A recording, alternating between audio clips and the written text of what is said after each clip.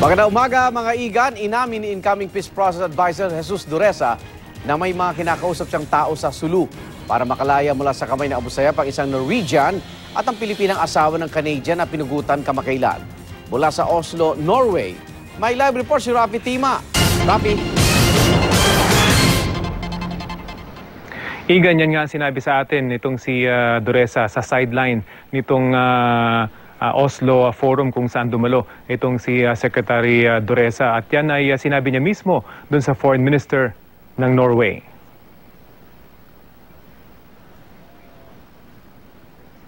Maikli pero naging malaman umano ang pag-uusap ni President-elect Rodrigo Duterte at ni Norwegian Foreign Minister Borge Brende sa pamamagitan ng telepono. Hiniling umano mismo ng Norwegian official na makausap si Duterte habang dumadalaw si incoming Peace Process Presidential Advisor Jesus Duresa sa Oslo Forum dito sa Norway. Matapos patayin ang kanilang pangalawang Canadian hostage, nagbanta rin ng Abu Sayyaf na pupugutan ng ulo ang kanilang Norwegian hostage na si Kjartan Sekkingstad.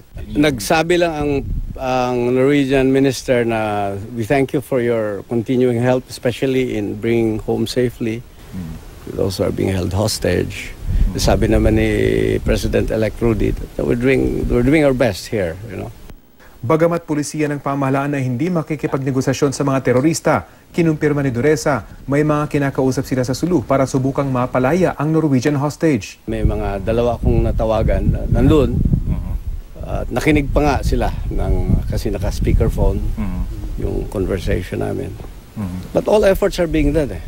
Bago lumipad patungo dito sa Norway, pinuntahan daw mismo si Duresa ng kapatid ng Norwegian hostage. Nakikiusap na tulungan itong makalaya. These families don't have money. I know that. You know, kung may pera pa yan sila, matagal na nilang binayaran yung hinihingi na 300 billion. Wala talaga nakakaawa. Ano man ang mangyari, balak umanong dumalaw ng Norwegian Foreign Minister sa bansa bago matapos ang taon. Mula 2001, tumutulong na ang Norway sa usapang pangkapayapaan sa pagitan ng Pilipinas at CPP-NPA-NDF.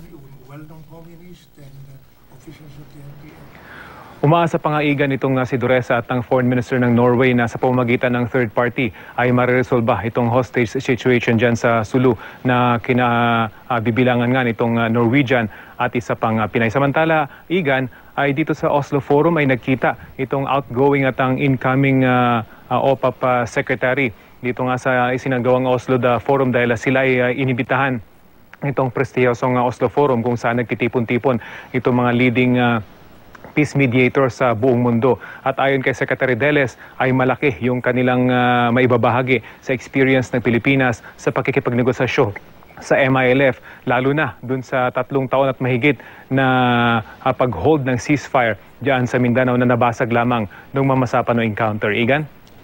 Rafi, may timetable ba at ibang kondisyon na inilatag? Balikan ko lang yun sa Norwegian na hostage, ano? O ransom, kapalit ng ransom, may napag-usapan pang ganon?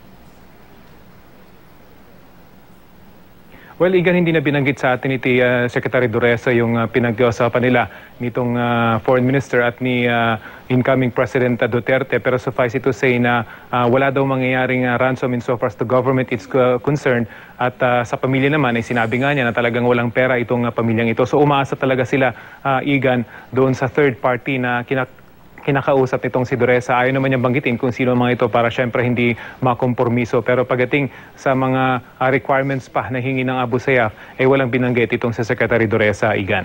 Maraming salamat, Rafi Tima.